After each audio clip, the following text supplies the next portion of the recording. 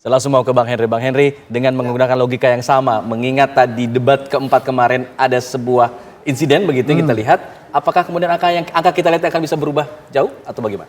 Ya, tanpa data memang kita sulit ya. Betul. Membaca itu. Tapi kalau kita memprediksi boleh lah ya.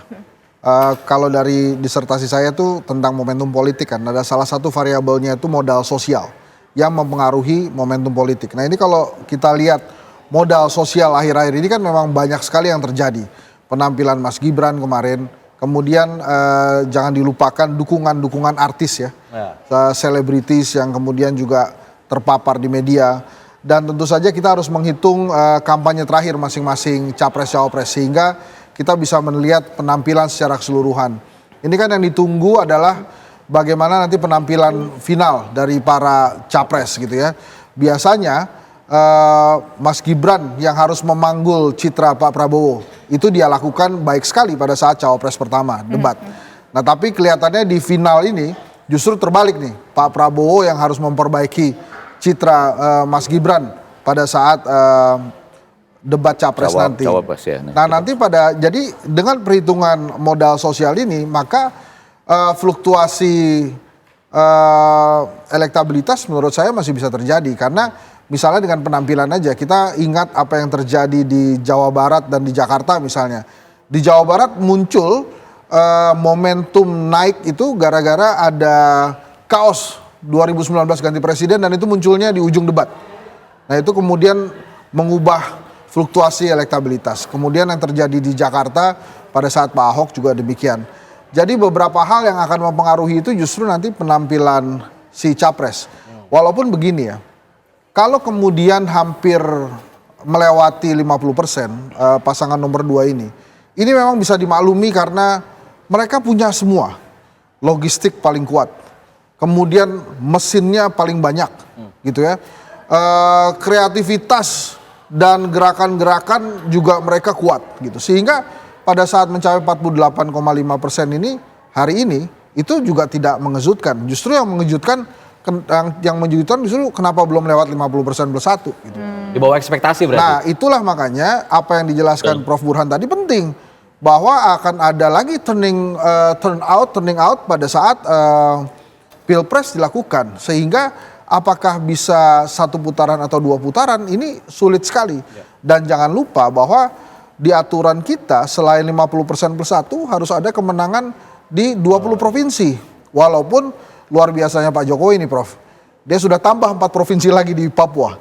Jadi mungkin saja itu menjadi salah satu strategi mempermudah untuk 1 putaran. Jadi beberapa hal ini yang memang akhirnya kita sulit menduga. Karena ini di ujung nih.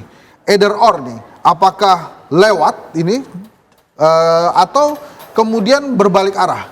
Kalau kita lihat survei terakhirnya kalau nggak salah ada yang turun indikator kalau ya Prof ya turun sedikit kalau saya tidak salah. Pernah turun indikator itu sampai Burhan menyatakan pernah turun kan.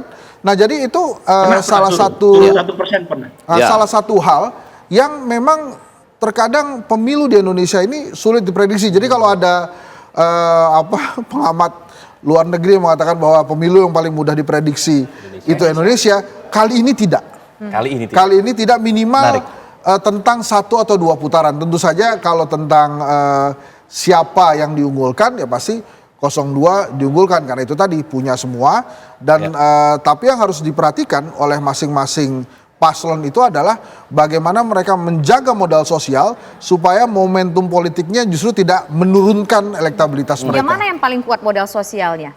Saya tadi sudah sebutkan tuh yang paling kuat modal sosialnya ya pasangan 02 walaupun di 03 dan 01 itu perlahan membuat sendiri kekuatan sosial mereka. Misalnya Anies Baswedan dengan desak Aniesnya dan secara kebetulan ataupun secara disengaja dihalang-halangi oleh aparat misalnya dicabut izinnya. Itu justru memperkuat modal sosialnya Anies Baswedan tuh. Tapi apa yang terjadi ketika kemarin debat, apakah itu tidak berpengaruh terhadap modal sosial atau justru akan menjadi sebuah bumerang bagi modal sosial? Pasti ada pengaruhnya Tisa. Tapi sejauh mana kan itu harus data survei lagi yang memperhatikan. Nah tadi misalnya Prabowo tampil jelek di debat capres yang kedua. Tapi menurut datanya Prof Burhan kan justru naik elektabilitasnya. Jadi memang modal sosial itu tidak bisa dilihat hanya berdasarkan feeling atau perasaan aja.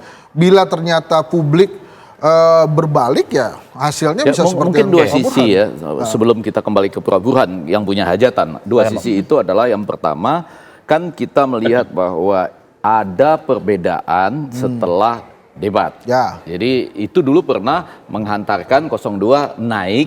Walaupun di luaran orang mengatakan, wow ini kurang tampil maksimal, kurang lebih gitu. Tapi ada alasannya adalah over attacking.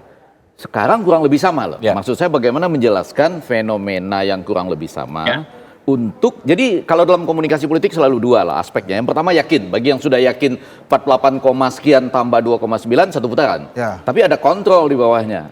Ketika dua ini terjadi, akibatnya sama atau tidak. Nah yang agak menarik ini analogi sepak bola. Analogi sepak bola itu mengatakan Anda boleh saja turun di awal, tetapi kemudian menjelang hari-hari terakhir tuh Anda nggak boleh turun lagi tuh. Ya kan, langsung keluar loh dari sistem pertandingan. Karena kan Anda harus menang. Seperti Argentina kalah dulu dari Arab Saudi 2-1, tapi setelah itu keluar dari grup, harus menang terus sampai ke final. Nah, ketika pernah terjadi turun, apalagi nanti ini ya, kalau indikator mengumumkan sesudah debat antar cawapres yang terakhir ini, itu ada penurunan. Nah itu yang saya sebut harus jadi kontrol. Kenapa bisa ada turun? Kan jadinya seperti turun, naik, harusnya nggak boleh turun.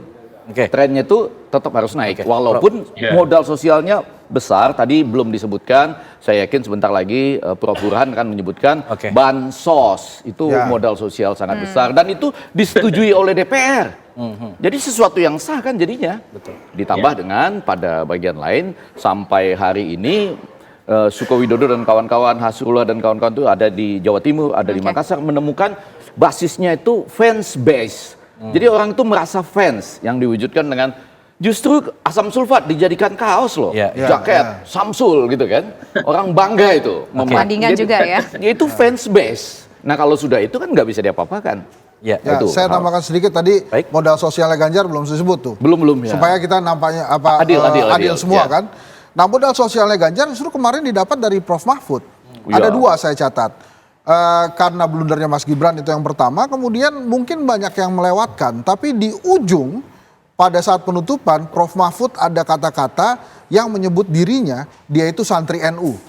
Nah ini modal sosial kuat juga menurut saya buat Ganjar Mahfud untuk meningkatkan elektabilitas. Nah pada saat Prof. Mahfud mengatakan santri NU, dia itu santri NU, artinya memang dia langsung membagi tiga dukungan untuk NU, untuk 01, 02, dan 03. Nah ini menurut saya sebuah modal sosial yang harusnya bisa diperhitungkan pada race elektabilitas apakah satu putaran atau dua putaran. Oke, bicara masalah modal, tidak hanya modal sosial tapi ada modal dukungan juga dari kalau kita bisa lihat, kita katakan tadi ada bansos yang menjadi modal juga. Nah ini apakah kemudian ini akan justru akan semakin membuat keuntungan bagi salah satu paslon? Nanti dijawab setelah jeda, kami kembali saat lagi.